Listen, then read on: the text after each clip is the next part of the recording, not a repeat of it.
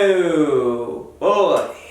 You go away for 6 months and all of a sudden your country's on the brink of World War III. What am I going to do with you, America? Hello, everybody. This is It's Too Late. I'm Trey Jones, and man, has a lot happened since July. You're welcome for the theme song, by the way. For instance, I got a job now. An actual 9-to-5 paying job. As well as several more monthly bills. Thanks, Trump. All of which goes to say I haven't had much time for any of this bullshit that I've been starting to do. Speaking of which, since my coverage of the first Democratic debate back in July, candidates have risen, candidates have fallen, some jumped in the race, others got out. We had hashtag #DemDebateSoWhite with Andrew Yang, the only one holding it down for the candidates of color, aka Cox. Wait, what?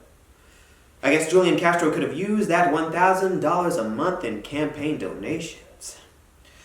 Well, anyways, Warren got more plans for us. Biden gave us more gaffes. Mayor Pete got a nice corporate-sponsored makeover with wine cave retreat thrown in. Bernie almost died. That was crazy. But in a fitting twist, was actually saved by the American healthcare system. See, he could probably use that $1,000 a month to help pay his hospital bills. Now me, I'd probably use mine to help with this $3,000 car repair bill I have coming up. And oh yeah, the president's getting impeached.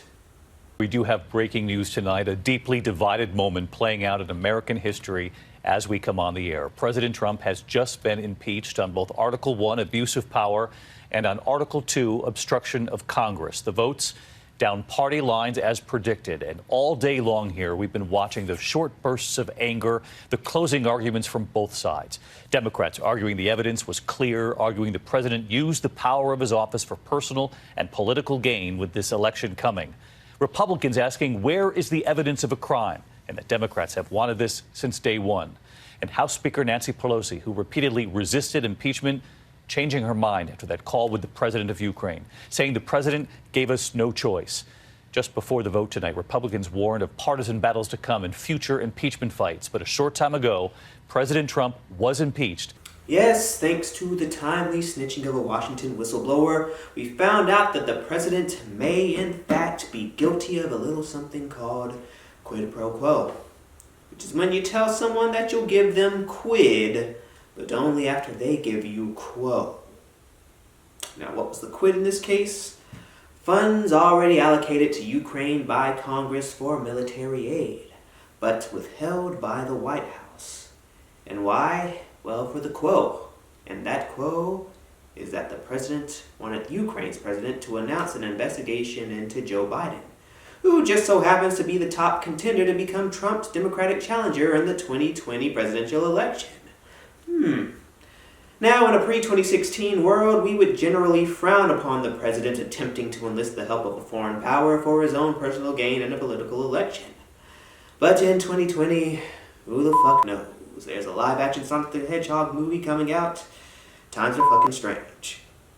But one thing that we do know is that now, for only the third time in our history, the House of Representatives have impeached the President of the United States. 2 counts: obstruction of Congress and abuse of power. And so now it goes to the Senate, where one assumes they will conduct a fair and thorough trial in order to assure Americans to the fullest extent possible of the innocence of our president, or lack thereof. For who can we count on to fulfill the stewardship of our democracy in a manner that is both just, impartial, and true, if not our elected officials? What is your message to Americans who might have concerns about your ability to be an impartial juror, given your comments that you're coordinating with the White House, you're working closely with them? What is your message to I'm not an impartial juror. This is a political process. There's not anything judicial about it. Impeachment is a political decision. The House made a partisan political decision to impeach. I would anticipate we will have a largely partisan outcome in the Senate. I'm not impartial about this at all. I think it's pretty safe to say in a partisan exercise like this people sort of sign up with their own side. So, at least Sonic is looking a whole lot less weird, right? The new Sonic movie do look pretty fine now, though.